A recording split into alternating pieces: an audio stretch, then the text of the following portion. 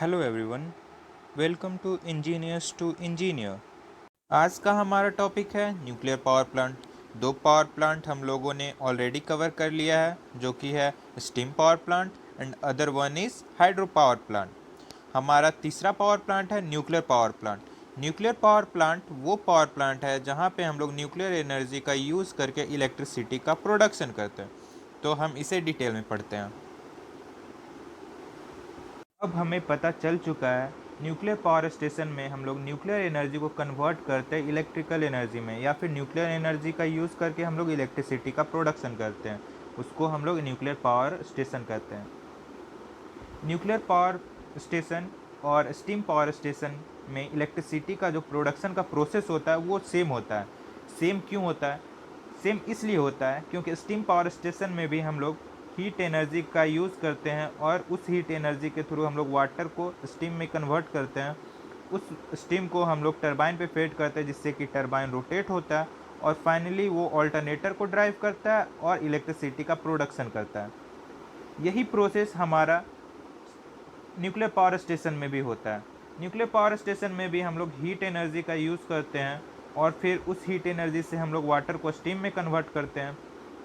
Steam को finally हम लोग टरबाइन पे फेड करते हैं, जिससे कि टरबाइन रोटेट होता है, वो ऑल्टरनेटर को ड्राइव करता है और फाइनली इलेक्ट्रिसिटी का प्रोडक्शन होता है। और फिर हम लोग उसे ट्रांसमिट एंड डिस्ट्रीब्यूट करते हैं to the different area according to the load. Difference दोनों में, दोनों पावर स्टेशन में बस डिफरेंस है फ्यूल का। फ्यूल कौन सा यूज़ कर रहा है? स्टीम पावर स्टेशन में जो फ्यूल यूज़ होता है वो होता है कोल, और न्यूक्लियर पावर स्टेशन में जो फ्यूल होता है वो होता है न्यूक्लियर फ्यूल। न्यूक्लियर फ्यूल क्या है? यूरेनियम हम लोग यूज़ करते हैं एज न्यूक्लियर फ्यूल, या फिर थोरियम। यूरेनियम 235 या थोरियम 232 का यूज़ करते हैं हम लोग as fuel nuclear power station में। न्यूक्लियर पावर स्टेशन में न्यूक्लियर फ्यूज़न होता है। अब न्यूक्लियर फ्यूज़न दो वर्ड आता है, एक आता है फ्यूज़न और एक आता है फ्यूज़न। अब ये होता क्या है? फ्यूज़न का मतलब होता है जब दो छोटा छोटा एटम एक दूसरे के साथ कंबाइन होकर एक बड़ा एटम बन जाता है, उसे हम लोग फ्यूज़न कहते हैं। इसे बड़ा एटम में कन्वर्ट करने के लिए हम लोग बाहर से एनर्जी प्रोवाइड करते हैं ताकि ये एक बड़ा एटम में कन्वर्ट हो सके। इसे हम लोग फ्यूज़न कहते हैं। फ्यूज़न का मतलब होता है जब एक बड़ा एटम छोटा छोटा एटम में टूटता है, तो उसे हम लोग फ्यूज़न कहते हैं। अब ये जब टूटता है तब एनर्जी रेडिएट करता है, एनर्जी रिलीज़ करता है। ये एनर्जी किसी फॉर्म में हो सकता है। न्यूक्लियर पावर स्टेशन में जो जिस फॉर्म में ये एनर्जी रिलीज़ करता है वो हीट एनर्जी में एनर्जी को रिलीज़ करता है। तो क्या होता है जब हम लोग यूरेनियम एक बड़ा एटम है, यूरेनियम एक बड़ा एटम है, ये मान लेते हैं यूरेनियम है। जब हम यूरेनियम को रिएक्टर में डालते हैं तब ये, उसके बाद क्या होता है, इसमें बहुत सारा अदर प्रोसेस होता है जो कि हम लोग अभी डिस्कस करेंगे। बट अभी हम लोग इतना जान लेते हैं कि जब हम लोग रिएक्टर में यूरेनियम को डालते हैं तब ये छोटे छोटे एटम में टूटता है और ये एनर्जी को रिलीज़ करता है in the form of heat. जब ये एनर्जी को रिलीज़ किया हीट के फॉर्म में, उस हीट को हम लोग यूज़ करते हैं वाटर को स्टीम में कन्वर्ट करने के लिए। फिर उस स्टीम को हम लोग टरबाइन पे फेड करते हैं, जहाँ पे ये heat energy heat energy steam में कन्वर्ट होता है और स्टीम एनर्जी को हम लोग फाइनली टरबाइन पे फेड करके मैकेनिकल एनर्जी में कन्वर्ट करते हैं। फिर वो मैकेनिकल एनर्जी टरबाइन जो होता है, टरबाइन ऑल्टरनेटर को ड्राइव करता है और फाइनली मैकेनिकल एनर्जी कन्वर्ट होता है इलेक्ट्रिकल एनर्जी में एट द ऑल्टरनेटर। और फिर हम लोग इलेक्ट्रिसिटी का प्रोडक्शन होता है हमारा, और उसे हम लोग ट्रांसमिट एंड डिस्ट्रीब्यूट करते हैं वेरियस एरियाज़ में। न्यूक्लियर पावर स्टेशन या न्यूक्लियर पावर प्लांट का सबसे बड़ा मेरिट ये है कि वो बहुत ही कम फ्यूल यूज़ करके, बहुत ही कम न्यूक्लियर फ्यूल यूज़ करके ह्यूज अमाउंट में इलेक्ट्रिसिटी का प्रोडक्शन कर सकता है। जैसे स्टीम पावर प्लांट में अगर हम लोग 4500 टन कोल यूज़ करते हैं इलेक्ट्रिसिटी का प्रोडक्शन करने के लिए, वो जितना इलेक्ट्रिसिटी इतना कोल को यूज़ करके इलेक्ट्रिसिटी प्रोड्यूस करता है, उतना ही इलेक्ट्रिसिटी प्रोड्यूस कर सकता है न्यूक्लियर पावर प्लांट अगर हम लोग उसमें 1 kg यूरेनियम सिर्फ यूज़ करते हैं। तो इससे हम कंपेयर कर सकते हैं वो कितना कम फ्यूल यूज करता है। Nuclear power station other conventional power station के कंपेयर में ज़्यादा इलेक्ट्रिसिटी का प्रोडक्शन कर सकता है स्मॉल फ्यूल में। अब कन्वेंशनल पावर स्टेशन क्या होता है? दो टाइप का एनर्जी होता है, एक मेरा होता है कन्वेंशनल और एक होता है non conventional. Conventional power station उसे कहते हैं जो कन्वेंशनल एनर्जी का यूज करता है, और नॉन कन्वेंशनल पावर स्टेशन उसे कहेंगे जो नॉन कन्वेंशनल एनर्जी का यूज करेगा। कन्वेंशनल एनर्जी क्या होता है? जैसे कोल हो गया, मेरा पेट्रोलियम हो गया, न्यूक्लियर फ्यूल हो गया, जो डे बाय डे खत्म होते जा रहा है। और नॉन कन्वेंशनल हो गया मेरा सोलर एनर्जी हो गया, टाइड एनर्जी हो गया, जियोथर्मल एनर्जी हो गया, विंड एनर्जी हो गया। जो पावर प्लांट ये नॉन कन्वेंशनल एनर्जी का यूज करता है for the production of electricity, उसे हम नॉन कन्वेंशनल पावर प्लांट कह देंगे। और जो कन्वेंशनल एनर्जी यूज करता है, जैसे मेरा हो गया स्टीम पावर प्लांट, हमारा कन्वेंशनल एनर्जी यूज करता है। हमारा न्यूक्लियर पावर प्लांट भी कन्वेंशनल एनर्जी यूज किया, इसलिए हम न्यूक्लियर पावर स्टेशन को कन्वेंशनल पावर स्टेशन भी कह सकते हैं। इसका डिमेरिट क्या है कि हम न्यूक्लियर पावर स्टेशन में जो फ्यूल यूज हो रहा है, न्यूक्लियर फ्यूल, वो बहुत ही एक्सपेंसिव है, क्योंकि वो बहुत ही स्मॉल अमाउंट में मिल रहा है, बहुत ही मुश्किल होता है उसे एक्सट्रैक्ट करना पाना, इसीलिए वो उसका कॉस्टिंग ज़्यादा हो जाता है, इसलिए एक्सपेंसिव है। बट मेरिट इसका है कि हम बहुत ही कम फ्यूल यूज करके लार्ज अमाउंट में इलेक्ट्रिसिटी का जनरेशन करते हैं। Important components of nuclear power station या न्यूक्लियर पावर प्लांट। तो इंपॉर्टेंट एपरेटस या कंपोनेंट क्या है? सबसे इंपॉर्टेंट है हमारा न्यूक्लियर रिएक्टर, जहाँ पे हमारा फ्यूजन रिएक्शन होगा। दूसरा इंपॉर्टेंट है हमारा हीट एक्सचेंजर। स्टीम टरबाइन हम लोग ऑलरेडी पढ़ चुके हैं स्टीम पावर स्टेशन में, बट यहाँ भी थोड़ा सा डिस्कस कर लेंगे। और ऑल्टरनेटर तो सारे पावर स्टेशन में रहता ही है, तो ये तो सारे पावर स्टेशन में हम लोग पढ़ेंगे ही। हमारा मेन फोकस अभी होगा न्यूक्लियर रिएक्टर पे और दूसरा हीट एक्सचेंजर पे। तो वन बाय वन हम इसे डिटेल में डिस्कस करते हैं। ये है हमारा न्यूक्लियर पावर स्टेशन का डायग्राम। इस डायग्राम में हम लोग देख सकते हैं different component of nuclear power station. ये है हमारा न्यूक्लियर रिएक्टर, ये है हमारा हीट एक्सचेंजर सेक्शन, ये है हमारा टरबाइन सेक्शन, जो कि यहाँ पे स्टीम टरबाइन हम लोग यूज़ कर रहे हैं, ये है हमारा ऑल्टरनेटर या फिर जनरेटर। हम लोग सारे कंपोनेंट को वन बाय वन डिस्कस करते हैं। पहले हम लोग क्या डिस्कस करेंगे? न्यूक्लियर रिएक्टर, इस पार्ट को हम लोग डिस्कस करते हैं पहले। तो न्यूक्लियर रिएक्टर क्या है? न्यूक्लियर रिएक्टर वो प्लेस है जहाँ पे न्यूक्लियर फ्यूल को हम लोग रखते हैं। न्यूक्लियर फ्यूल यहाँ पे क्या यूज़ होगा? यूरेनियम या फिर थोरियम। यूरेनियम 235 यूज़ करेंगे या फिर थोरियम 232 यूज़ करेंगे। ये हमारा न्यूक्लियर फ्यूल है, ठीक है। और यहाँ पे फ्यूजन रिएक्शन होगा, इसे हम लोग न्यूक्लियर रिएक्टर कहते हैं। ये सेक्शन को हम लोग न्यूक्लियर रिएक्टर कहते हैं, जहाँ पे फ्यूजन रिएक्शन होगा। अब न्यूक्लियर रिएक्टर में भी बहुत सारा इंपॉर्टेंट पार्ट होता है। तो हमारा पहला इंपॉर्टेंट पार्ट है, हम लोग पहला इंपॉर्टेंट पार्ट को हम लोग डिस्कस करेंगे, वो है हमारा मॉडरेटर। जो ये डॉट डॉट पार्ट है, इसे हम लोग मॉडरेटर कहते हैं, ठीक है। अब मॉडरेटर का काम क्या है? मॉडरेटर हमारा ग्रेफाइट कोर का बना होता है, ये हम लोग जान लेते हैं। अब मॉडरेटर का काम क्या है? अगर अगर एक एटम, ये यूरेनियम है, ठीक है, यूरेनियम एटम को हम ऐसे ही छोड़ देंगे तो ये छोटे छोटे एटम में नहीं टूटेगा। इसे तोड़ने के लिए छोटे छोटे एटम में क्या करना पड़ता है? न्यूट्रॉन से इसे बॉम्बार्ड करवाना पड़ता है, इसके ऊपर न्यूट्रॉन को डालना पड़ता है, जिसके कारण ये छोटे छोटे एटम में टूटेगा। और जितने स्टेप में जितने एटम छोटे छोटे एटम में टूटेगा, हर एक स्टेप में एनर्जी का रिलीज करेगा, ठीक है। अभी हम लोग न्यूक्लियर पावर स्टेशन पढ़ रहे हैं, तो यहाँ एनर्जी किस फॉर्म में होगा? यहाँ पे एनर्जी होगा हीट के फॉर्म में, ठीक है। हीट के फॉर्म में ये एनर्जी को रिलीज करेगा। तो मेरा मॉडरेटर का काम क्या हुआ? ये क्या करता है? मेरा जो न्यूट्रॉन है उसके स्पीड को स्लो डाउन करता है, और फिर उसे न्यूक्लियर फ्यूल, जो मेरा यहाँ पे यूरेनियम है, ये मेरा न्यूक्लियर फ्यूल है जो कि रॉड के फॉर्म में है, उस पर न्यूट्रॉन को बॉम्बार्ड करता है।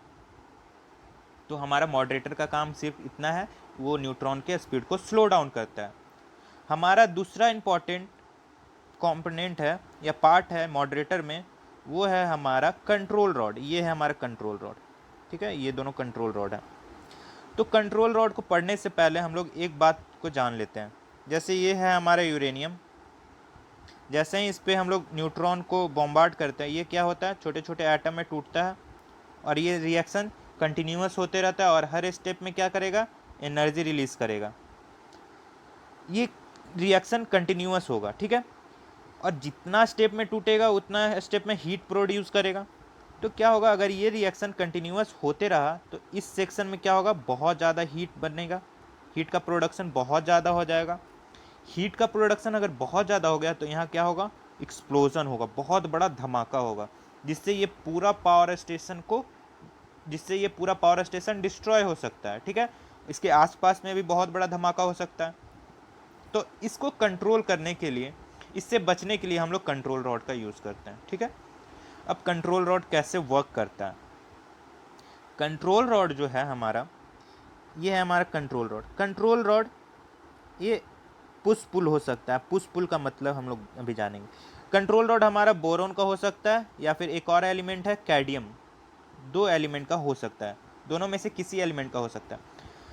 अब क्या होता है, अकॉर्डिंग टू लोड इसके पोजीशन को एडजस्ट किया जाता है हमारा कंट्रोल रॉड का। अब लोड, अगर लोड जैसे ये लोड है मेरा मिनिमम, अगर लोड मिनिमम है तो क्या होता है, इसे पुश किया जाता है, अंदर की तरफ डाला जाता है, जिससे क्या होता है, ये एक्सेस न्यूट्रॉन को ऑब्जॉर्व कर लेता है और फ्यूजन रिएक्शन को कंट्रोल करता है, लिमिट कर देता है, कम कर देता है, जिसके कारण यहाँ पे हीट प्रोडक्शन कम होगा, इस सेक्शन में हीट कम बनेगा।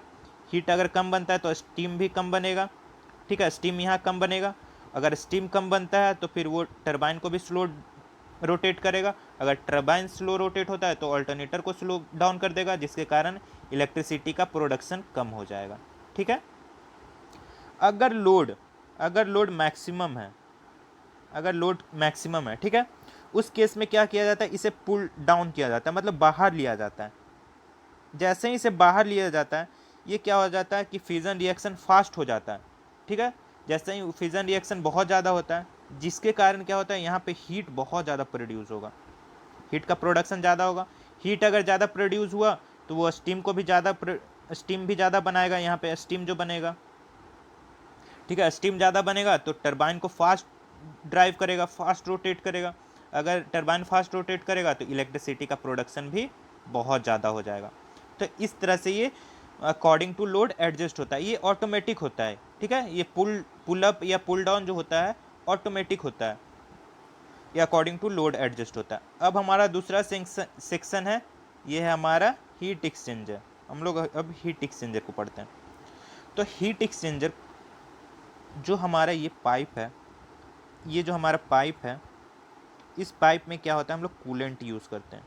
वो कूलेंट हो सकता है सोडियम होता है या फिर कार्बन डाइऑक्साइड होता है, कार्बन डाइऑक्साइड का गैस होता है, हम लोग कूलेंट के रूप में यूज़ करते हैं।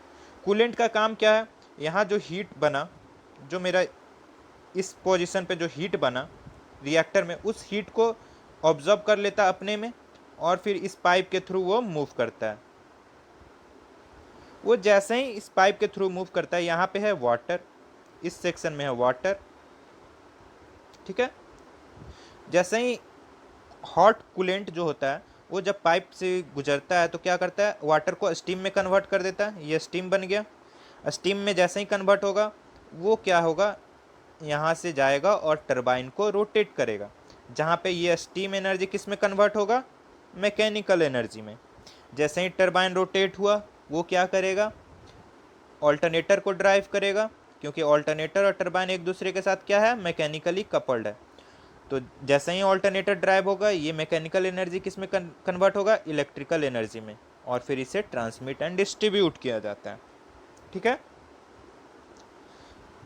ये है हमारा कंडेंसर। कंडेंसर का काम क्या है, जो भी स्टीम मेरा टरबाइन पे फेड हुआ, ठीक है, टरबाइन पे फेड हुआ जो भी स्टीम, उसके बाद उसे कूल करना है उस स्टीम को, ठीक है।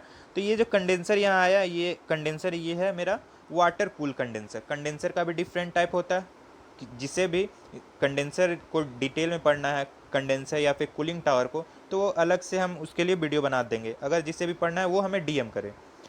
तो ये कंडेंसर यहाँ पे क्या है, वाटर कूल कंडेंसर है। वाटर कूल कंडेंसर क्या होता है, उससे क्या होता है, यहाँ से हम लोग ठंडा पानी लेते हैं, कूल वाटर लेते हैं, उसे हम लोग इस चैम्बर में डालते हैं। ठीक है, यहाँ से हॉट स्टीम आ रहा है, ये मेरा हॉट स्टीम आ रहा है। जैसे ही यहाँ से ठंडा पानी आएगा वो क्या करेगा, हीट को अपने में ले लेता है पानी। ये जो यहाँ पे जो पानी हम लोग फेड किए, ये पानी क्या करेगा, हीट को अपने में ले लेगा, स्टीम के हीट को अपने में ले लेगा, और यहाँ पे ठंडा पानी आ जाएगा। स्टीम जो था ये वाटर में कन्वर्ट हो जाएगा इस जगह पे कंडेंस होके, फिर यहाँ पे वाटर में यहाँ पे स्टोर हो जाएगा। अब जो मेरा जो यहाँ से जो हीट आया, इस सेक्शन में मेरा हीट आ जाएगा पूरा। इस सेक्शन से हीट जो वाटर जो हॉट हो गया, उस वाटर को हम लोग बाहर लेंगे, फिर उसे कूलिंग टावर में फेड करेंगे, उसके बाद फर्दर वर्क होता है। तो इस तरह से हमारा न्यूक्लियर पावर स्टेशन वर्क करता है, जिसमें हमारा ये हो गया न्यूक्लियर रिएक्टर, ये हो गया मेरा हीट एक्सचेंजर सेक्शन, ये हो गया मेरा टरबाइन सेक्शन, और ये हो गया मेरा ऑल्टरनेटर। और कैसे वर्क करता है अभी हम लोग पढ़ चुके हैं डिटेल में। हमारा न्यूक्लियर पावर स्टेशन का एक एनिमेटेड वीडियो। अब हम लोग जान चुके हैं कि न्यूक्लियर पावर स्टेशन में कैसे न्यूक्लियर फ्यूल को यूज़ करके उसे इलेक्ट्रिसिटी उससे प्रोड्यूस किया जाता है, बट हम लोग एक एनिमेटेड वीडियो के थ्रू एक एक्चुअल में इमेजिन कर सकते हैं कि वो कैसे इलेक्ट्रिसिटी प्रोड्यूस कर रहा है। तो हम लोग जानते हैं, ये है हमारा न्यूक्लियर रिएक्टर, ये है हमारा न्यूक्लियर रिएक्टर जहाँ पे हम लोग न्यूक्लियर फ्यूल डालते हैं और फिर फिजन रिएक्शन होता है और हीट प्रोड्यूस होता है। ये है हमारा हीट एक्सचेंजर जहाँ पे हीट एनर्जी स्टीम एनर्जी में कन्वर्ट होता है। ये है हमारा टरबाइन सेक्शन जहाँ पे स्टीम एनर्जी मैकेनिकल एनर्जी में कन्वर्ट होता है। ये है हमारा ऑल्टरनेटर जहाँ पे मैकेनिकल एनर्जी इलेक्ट्रिकल एनर्जी में कन्वर्ट होता है और फिर इलेक्ट्रिसिटी प्रोड्यूस होता है।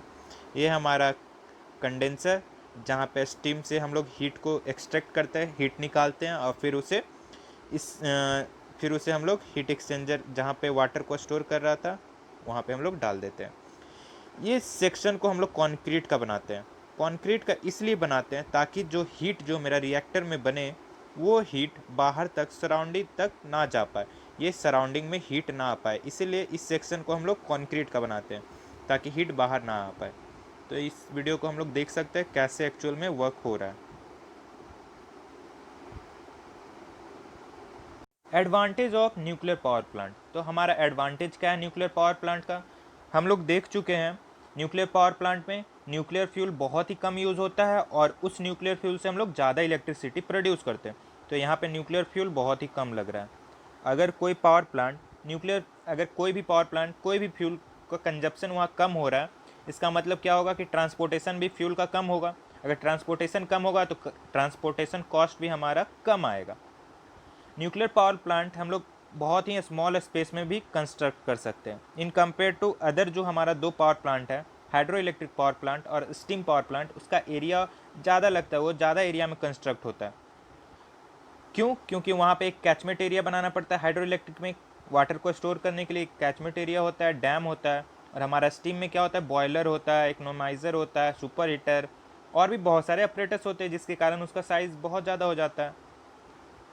हमारा अगर फ्यूल का कंजप्शन कम है, ठीक है, और हम लोग ज़्यादा इलेक्ट्रिसिटी प्रोड्यूस कर रहे हैं, इसका मतलब क्या है, लो रनिंग चार्ज हो जाएगा हमारा। अगर हम इनपुट कम दे रहे हैं, आउटपुट हमें ज़्यादा मिल रहा है, इसका मतलब वो क्या है, इकोनॉमिकल है। हम कम फ्यूल यूज़ किए, ज़्यादा इलेक्ट्रिसिटी प्रोड्यूस किए, तो इसका मतलब यही है कि वो इकोनॉमिकल है। ये इसमें जो है न्यूक्लियर पावर प्लांट में हम वाटर कम यूज़ करते हैं। हमारा स्टीम पावर प्लांट में वाटर बहुत यूज़ हो रहा था कंडेंस करने के लिए, लेकिन यहाँ पे बहुत कम अमाउंट में वाटर यूज़ करते हैं, इसलिए कहीं भी लोकेट कर सकते हैं near the load centre also. Nuclear fuel जो है through out the world available है, हर जगह अवेलेबल है। बस उसका जो एक्सट्रैक्शन हम उससे जो हम नेचर से लेते हैं वो थोड़ा प्रोसेस हार्ड है, बट वो अवेलेबल हर जगह है। इसी कारण ये सालों साल चल सकता है ये पावर प्लांट। डिसएडवांटेज क्या है न्यूक्लियर पावर प्लांट का, जो हम न्यूक्लियर फ्यूल यूज़ कर रहे हैं for the production of electricity वो बहुत ही एक्सपेंसिव है, बहुत ही महंगा है। प्लस उसका जो रिकवरी प्रोसेस है जो हम लोग एक्सट्रैक्ट करते हैं नेचर से, वो भी बहुत ही हार्ड है, डिफ़िकल्ट है उसे नेचर से लेना। ओवरऑल कैपिटल कॉस्ट इसका ज़्यादा हो जाता है क्योंकि न्यूक्लियर फ्यूल ही मेरा महंगा आ रहा है, प्लस उसको प्लांट को कंस्ट्रक्ट करना है वो भी बहुत महंगा होता है, जिस कारण ओवरऑल जो कैपिटल हो जाता है, कैपिटल कॉस्ट जो हमारा पैसा लगता है पावर प्लांट को कंस्ट्रक्ट करने में वो ज़्यादा लग जाता है। इसे रन करना या फिर ड्यूरिंग कंस्ट्रक्शन बहुत ही टेक्निकल पर्सन का ज़रूरत पड़ता है, इसे चलाने में भी और कंस्ट्रक्ट करने में भी। ये इन्वायरमेंट को बहुत ज़्यादा पल्यूट करता है, ठीक है। ये इसमें रेडियो एक्टिव पोल्यूशन होता है जो कि इन्वायरमेंट को बहुत ज़्यादा पल्यूट करता है। इसका मेंटेनेंस कॉस्ट भी ज़्यादा है, और जो यहाँ पे जो वर्कर जो वर्क करते हैं उनका भी सैलरी बहुत ज़्यादा है, जिसके कारण ओवरऑल कॉस्ट, इसके कारण भी ओवरऑल कॉस्ट हमारा इंक्रीज़ कर जाता है। उसके बाद क्या है, ये वेरिएबल लोड के लिए सूटेबल नहीं है। जो हमारा बाकी जैसे हाइड्रो पावर प्लांट वो वेरिएबल लोड के लिए सूटेबल है, बट ये हमारा पावर प्लांट वेरिएबल लोड के लिए सूटेबल नहीं है। न्यूक्लियर पावर प्लांट में जो हमारा वेस्ट निकलता है, वेस्ट मटेरियल जो हमारा निकलता है वो बहुत ही हार्मफुल रहता है। तो उसके कारण उसे हम क्या करते हैं, एक ट्रेंच खोदते हैं या फिर गड्ढा करके उस वेस्ट को हम लोग उसके अंदर डालते हैं, या फिर हम उसे सी में डिपॉजिट कर देते हैं, जिसके कारण वाटर भी कंटामिनेट होता है। वाटर का हमारा उसके अंदर जो भी स्पेसीज रहता है वो भी उसके लिए भी हार्मफुल होता है, उसके लिए भी हार्मफुल है। ये इन्वायरमेंट को बहुत ज़्यादा पल्यूट करता है। के साथ हमारा न्यूक्लियर पावर प्लांट का थ्योरी पार्ट यहीं पर कंप्लीट होता है। किसी को किसी पार्ट में प्रॉब्लम है तो हमारे कमेंट सेक्शन में कमेंट करें, या फिर किसी को नोट्स की ज़रूरत है तो हमारे Instagram ID engineers to engineer पे हमें डीएम करें, और जाने से पहले लाइक करें, सब्सक्राइब करें और ज़्यादा से ज़्यादा शेयर करें। Thank you.